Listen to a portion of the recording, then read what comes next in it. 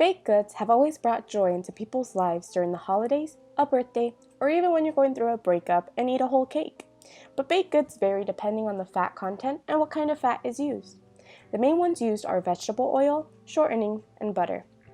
Butter is responsible for the mouthfeel of baked goods and the flakiness or tenderness of pastries. Shortenings are plant oils that have been hydrogenated and made more desirable for baking.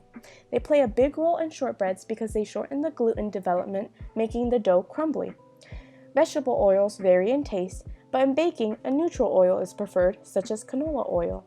Since vegetable oils are liquid at room temperature, the baked goods tend to hold its shape during the baking process unless excessive amounts of oil are added. To show how the amount of oil affects a baked good, I will be adding too much, not enough, and just the right amount of oil to 3 batches of cookies. Cookies tend to be more crisp than cakes because there's less gluten formation, and the amount of fat also affects the crispiness.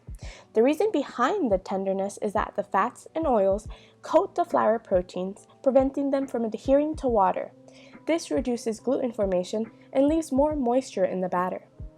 Baked goods tend to become more tender up to a point as fat concentration increases. But what about soft and hard cookies? Hard cookies require fat for lubrication. They tend to be harder and denser because there is no aeration. Soft cookies require creaming. Creaming is a process also known as sugar shortening, where sugar and shortened fat are blended together, and this creates more air in the batter, making it softer and larger in volume.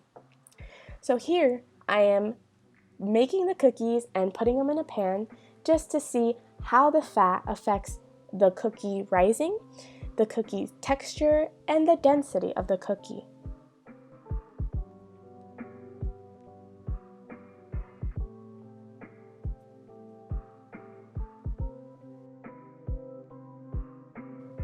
Here are the 3 cookies, and I'm going to cut them each to see what they look like on the inside. This is the oily cookie, and as soon as I cut it, some oil came from the inside, and it was pretty dense and darker in color than the other 2 cookies. Next is the regular cookie that followed the instructions. It's a bit crisp and crumbly, but that's to be expected with this kind of cookie.